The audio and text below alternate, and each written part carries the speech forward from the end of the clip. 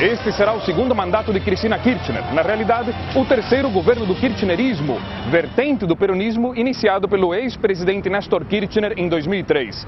Reeleita com 54% dos votos, Cristina Kirchner toma posse exatamente 10 anos depois do início da maior crise social, financeira, econômica e política da história da Argentina. O Sem Fronteiras desta semana encontra uma Argentina em recuperação e pergunta: quais podem ser os próximos passos da presidente? O que temem os opositores da mulher, que é acusada de vertigem pelo autoritarismo. Uma das cidades mais afetadas pela crise de 2001 foi La Matança, na zona oeste da Grande Buenos Aires. A população do município é basicamente operária e foi duramente atingida pelo colapso da economia há 10 anos. Mas de lá para cá, a reativação econômica melhorou a situação de seus habitantes, embora sinais de pobreza permaneçam. É o segundo maior município da Argentina depois da própria capital, Buenos Aires. La Matança possui 142 favelas, chamadas de Villa Miséria pelos argentinos.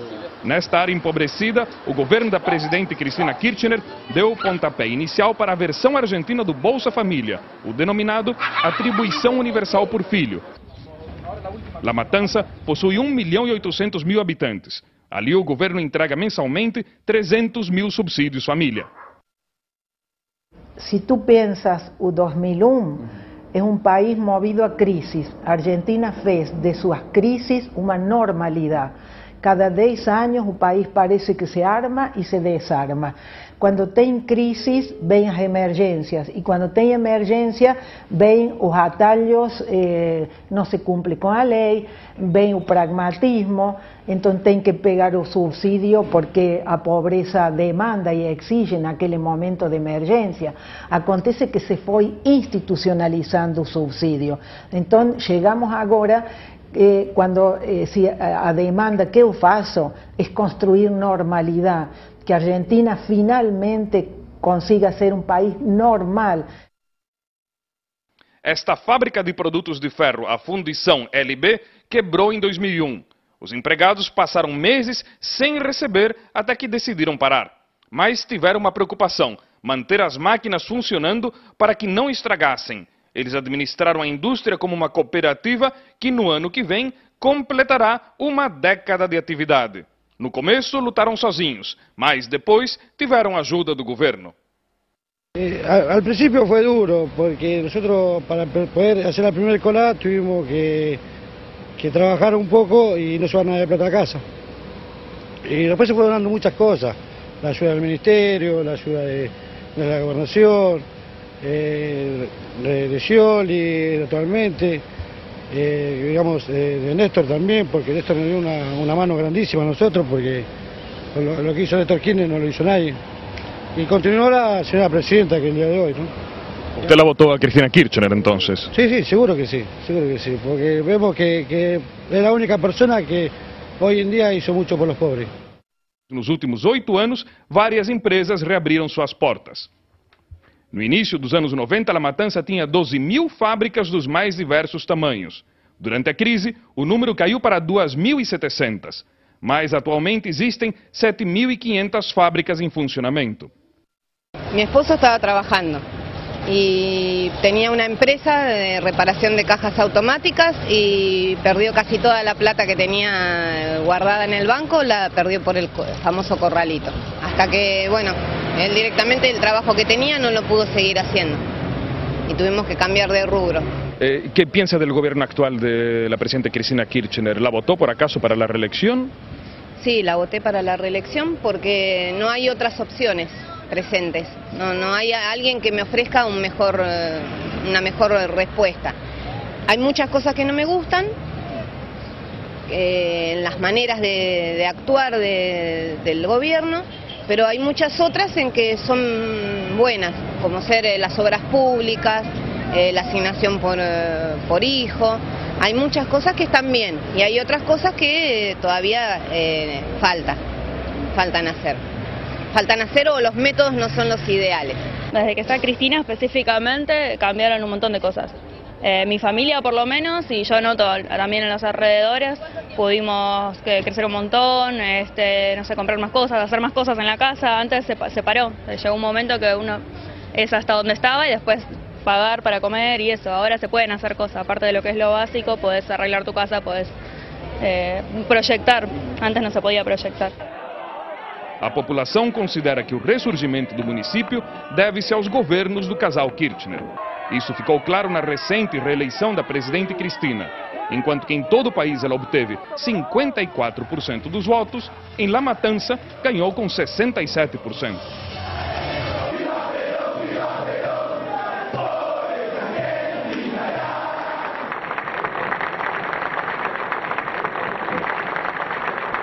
A usted que dice que lo critican por los mocasines, por el saco cruzado. A mí esos mismos que lo critican a usted me critican que, en fin, me arreglo demasiado. No le molestan ni sus mocasines, ni su saco cruzado, ni mi pintura, ni mi pelo. Lo que le molestan son los intereses que hemos tocado en la República Argentina. Os biógrafos mostram a presidente reeleita como uma pessoa contraditória, vaidosa e fanática pelas compras. Esse é o caso de Silvina Walger, autora da biografia não autorizada Cristina, de parlamentar combativa a presidente fashion, que realiza uma ácida radiografia da presidente argentina. Creo que ella es una peronista de derecha, o sea, que no tiene ninguna idea, ideas progresistas las tiene en la boca nada más y no las maneja muy bien.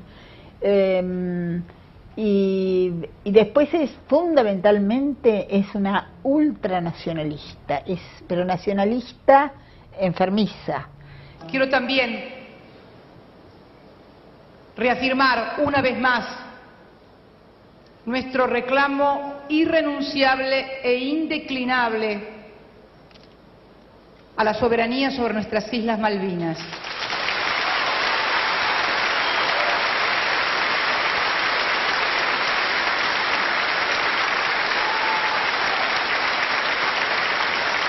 Mas ela tenta se mostrar então como uma figura de esquerda, uma figura progressista, ela reivindica os anos 70, os tempos dos montoneros. Bueno, tiene, digamos, el lenguaje de los años 70 utiliza, pero no es, su actitud no es así, o sea, eso se ha visto muy bien en estos días cuando reivindicó el acto de la soberanía, porque ella quiere a toda costa las Malvinas. El argentino no es una persona de ideales muy fuertes, sino no hay más que ver la cámpora. Claro, a cámpora que é a juventude kirchnerista, digamos. Es la assim. juventud kirchnerista, pero que se supone que, digamos, para ellos, en el relato de ellos, son los herederos de los jóvenes idealistas montoneros, que eran muy valientes porque mataban por la espalda.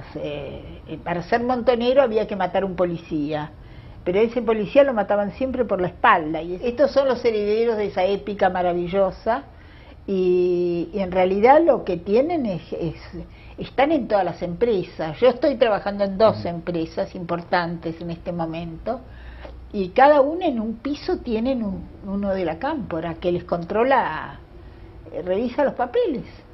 Então, a tendência é que o governo Cristina comece a implantar pessoas de la cámpora em várias áreas do governo e das empresas. En bancos importantes, en empresas muy fuertes y muy importantes, ahí tiene un piso la cámpora. Enquanto Silvina Walger considera que Cristina Kirchner é autoritária, o cartunista Hermenegildo Sabat ressalta a falta de humor em um governo que mantém um duro confronto com a imprensa há vários anos. Uma charge sua sobre a presidente Cristina Kirchner desatou a fúria do governo. Alguma vez em sua carreira o senhor havia sido pressionado por charges de presidentes ou de líderes políticos? Bom, unicamente durante a época da ditadura militar tuve advertencias tangenciales, pero nunca hubo una cosa directa, ¿no? Es decir, únicamente cuando la señora presidenta se refirió a un dibujo que yo había hecho, sí, eso lo hizo delante de 50.000 personas. Entonces la audiencia ahí fue muy intimidatoria, ¿no? Pero no pasó más nada después.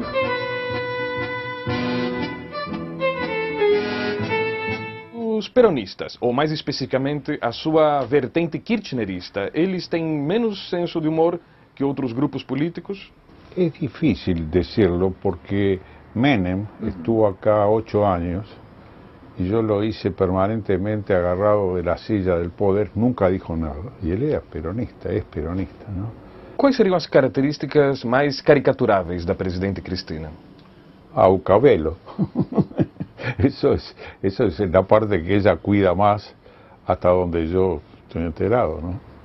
Así que ella tiene un cabello que cuida mucho y tiene cabeleireiros que la atienden varias horas todos los días. Há poucas semanas, os jornalistas Jorge Lanata e Magdalena Ruiz Guiñazú foram alvos de pedras arremessadas por militantes kirchneristas justamente quando participavam de uma mesa redonda sobre liberdade de imprensa. O que o senhor achou disso?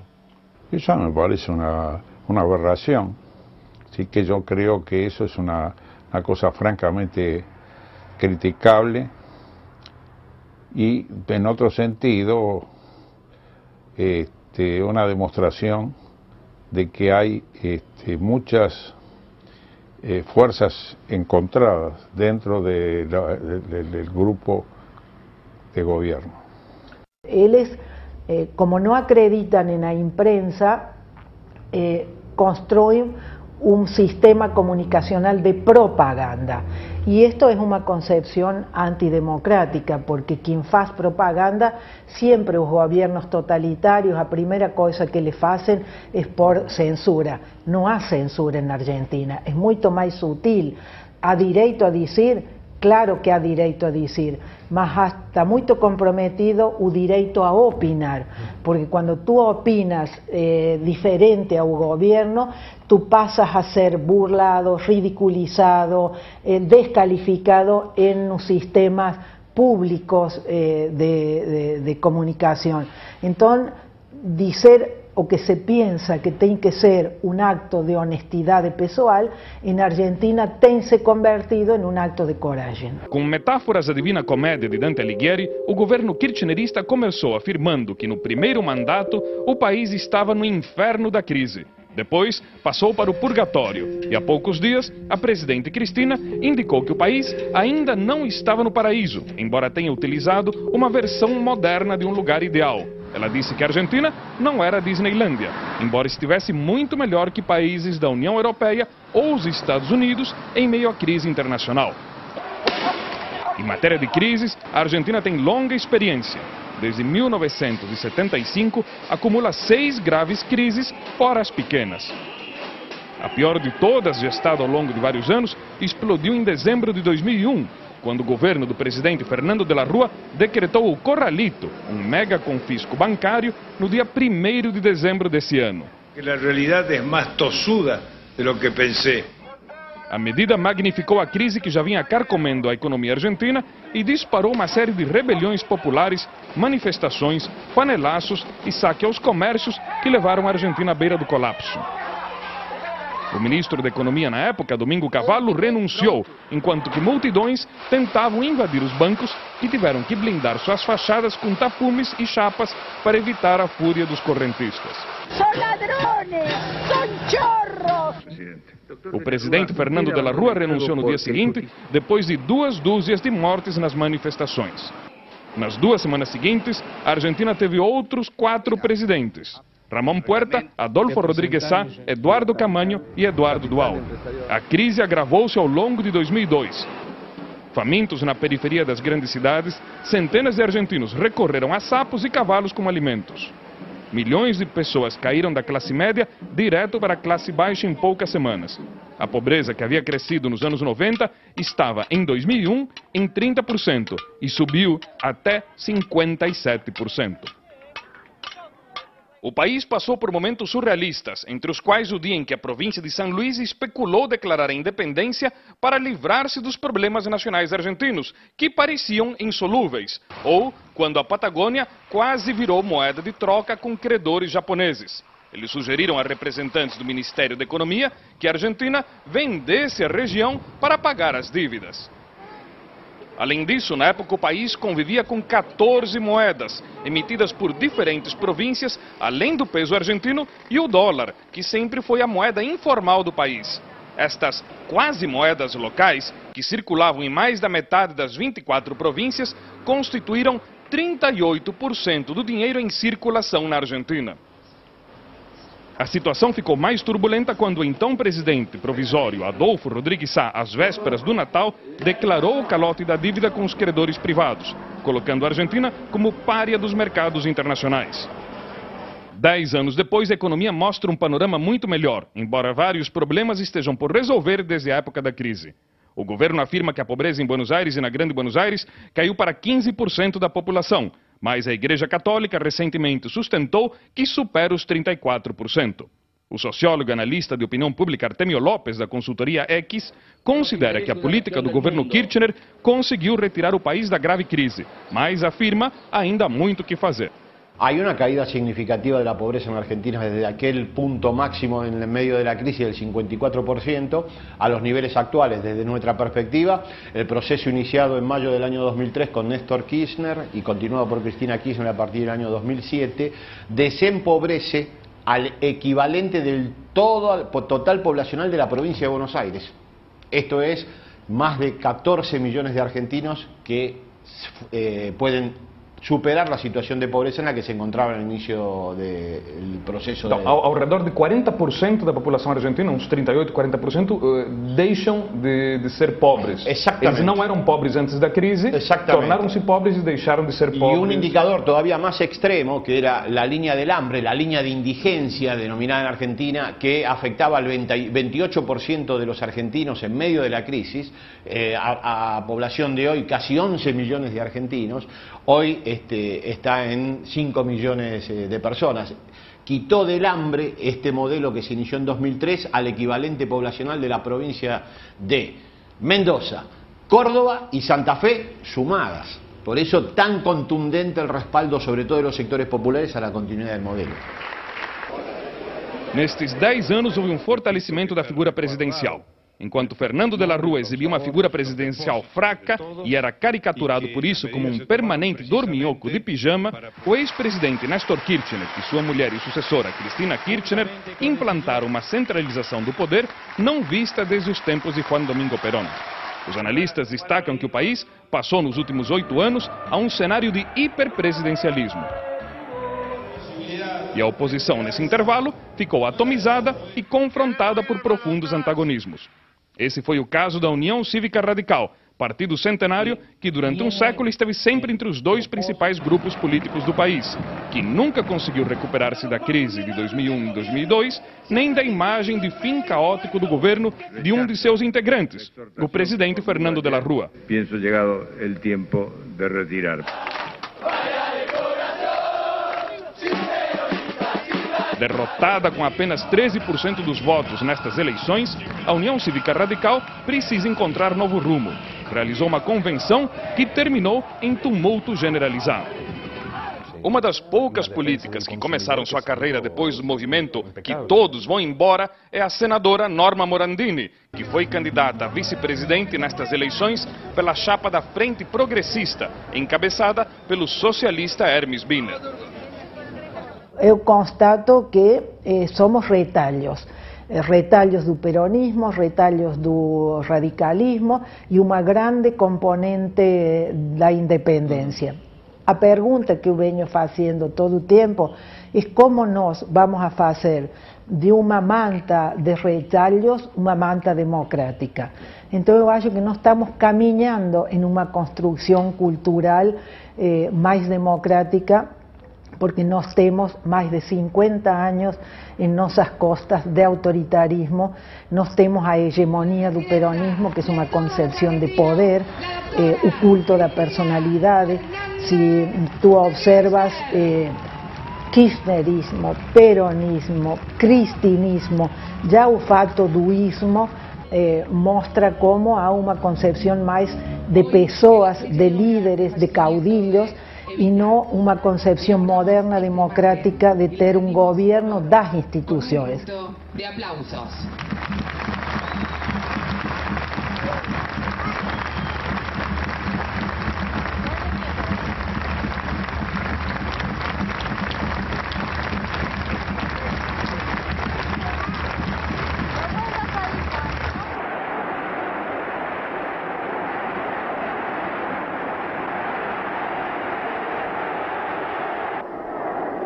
final del imponente acto, Evita concedió. A los descansados aquí presentes, yo tenía tomada otra posición. Y que yo voy a hacer.